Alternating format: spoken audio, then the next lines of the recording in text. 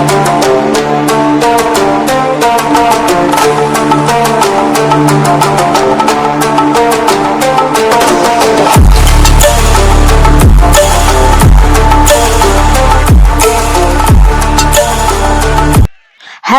Dear friends, मैं हूं अंशिमा पंडित और आप देख रहे हैं टूर विद अंशिमा का एक फ्रेश एपिसोड। और आज हम जानने वाले हैं प्रयाग कुंभ मेले में त्रिवेणी संगम तट पर ही स्नान क्यों किया जाता है और गंगा और यमुना का पानी क्यों अलग रहता है। और डियर फ्रेंड्स, 2022 के माघ मेले में क्या इंतजामात हैं इसके बारे में भी बात करेंगे।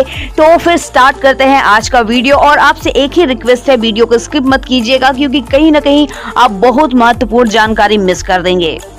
गंगा, यमुना, सरस्वती, कावेरी, गोदावरी, कृष्णा, सिंधु, क्षिप्रा, ब्रह्मपुत्र आदि सभी नदियों के अपने अपने संगम हैं। हिंदू धर्म में 3 देवता हैं, शिव, विष्णु और ब्रह्मा, और 3 देवियां हैं, पार्वती, लक्ष्मी और सरस्वती। इसीलिए सभी जगह पर त्रिवेणी का महत्व बढ़ जाता है। त्रिवेणी का अर्थ है वह स्थान जहां 3 नदियां आकर मिल जाती हैं, जहां 3 नदियों का संगम होता है। प्रयाग की गंगा नदी में एक स्थान ऐसा है जहां 3 नदियों का मिलन होता है। संगम और त्रिवेणी वस्तुतः एक ही स्थान है जहां गंगा, यमुना, सरस्वती का संगम होता है। यह दुर्लभ संगम विश्व प्रसिद्ध है। गंगा यमुना के बाद भारतीय संस्कृति में सरस्वती को भी अधिक महत्व दिया गया है। हिंदू धर्म के अधिकतर तीर्थ नदियों के तट पर ही बसे होते हैं। उनमें से जहां 3 नदियों का संगम हो रहा है वह स्थान महत्वपूर्ण माना जाता है। प्रयाग संगम पर गंगा और यमुना नदी अलग अलग नजर आती हैं, लेकिन कहते हैं कि उसी में सरस्वती भी मिली हुई हैं और जो अलग नजर नहीं आती हैं। सरस्वती नदी के साथ अद्भुत बात यह है कि प्रत्यक्ष तौर पर सरस्वती नदी का पानी कम ही स्थानों पर देखने को मिलता है। इसका अस्तित्व अदृश्य रूप में बहता हुआ माना जाता है। जैसे ग्रहों में सूर्य तथा तारों में चंद्रमा है, वैसे ही तीर्थों में संगम को सभी तीर्थों का अधिपति माना जाता है तथा सप्तपुरियों में इसकी रानियां कही जाती हैं। त्रिवेणी संगम होने के कारण इसे यज्ञ वेदी भी कहा जाता है। पद्म पुराण में ऐसा माना गया है कि जो त्रिवेणी संगम में नहाता है उसे मोक्ष मिल जाता है। प्रत्येक 12वें वर्ष पूर्ण कुंभ का और प्रत्येक 6ठे वर्ष अर्ध कुंभ मेलों का त्रिवेणी संगम पर आयोजन होता है। त्रिवेणी संगम पर महापर्व कुंभ के आयोजन में भक्तों की संख्या 1 करोड़ से भी पार चली जाती है। साधो सौहार्द, सामाजिक समरसता का प्रतीक त्रिवेणी पथ पर महापर्व प्रयाग कुंभ मेला छुआछूत, जातीय सांप्रदायिकता से परे और सहिष्णुता की जीती जागती मिसाल है। महापर्व में विभिन्न अखाड़ों के साधु अपने शिष्य मंडली सहित पूरे स्नान पर्वों के दौरान उपस्थित रहते हैं।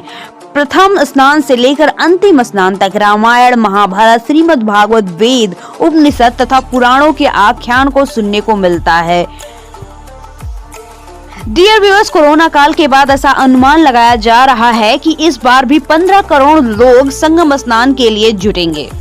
कोरोना वायरस के मामले तेजी से बढ़ते जा रहे हैं। लोगों की जिंदगी बचाने के लिए सरकार तमाम पाबंदियां लगा रहे हैं। मास्क लगाने और 2 गज की दूरी बरतने के साथ कोविड प्रोटोकॉल की हिदायतें भी फिर से याद दिलाई जा रही हैं। तो वहीं दूसरी तरफ संगम नगरी प्रयागराज में आस्था के नाम पर हर साल लगने वाले माघ मेले के तंबुओं का एक ऐसा शहर जोर शोर से बसाया जा रहा है जहां हजारों और लाखों की संख्या में नहीं, करोड़ों की संख्या में श्रद्धालुओं के आने की उम्मीदें बनी हैं। डियर व्यूअर्स, अब बात कर लेते हैं उन लोगों की जो इस बार प्रयागराज के संगम में स्नान करने वाले हैं। प्रयागराज संगम नगरी प्रयागराज में हर साल माघ के महीने में गंगा, यमुना और अदृश्य सरस्वती की त्रिवेणी तट पर लगने वाले आस्था के सबसे बड़े मेले के आयोजन पर भी कोरोना के नए वेरिएंट ओमिक्रॉन के संक्रमण का खतरा मंडराने लग गया है।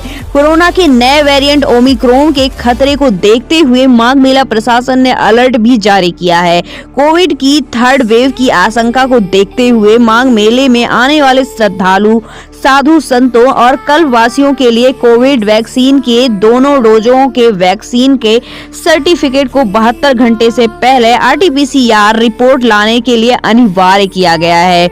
वहीं माघ मेले में 15 एंट्री पॉइंट्स भी हैं। कोविड टेस्ट कराया जा रहा है। अभी मेले में प्रतिदिन 1000 लोगों का कोविड टेस्ट किया जा रहा है। So dear friends, 2022 Prayagraj Kumbh के भव्य मेले का आयोजन हो चुका है। श्रद्धालु बड़ी संख्या में पहुंच रहे हैं, लेकिन मौसम की भी थोड़ी मेहरबानियां हैं। लेकिन डियर व्यूअर्स, आपसे एक ही रिक्वेस्ट है कि आप कोई भी खतरा ना मोल लें, क्योंकि एक नए वेरिएंट की वजह से शायद आप भी खतरे में आ जाएं। आप अपना ख्याल रखें, मास्क लगा के जाएं।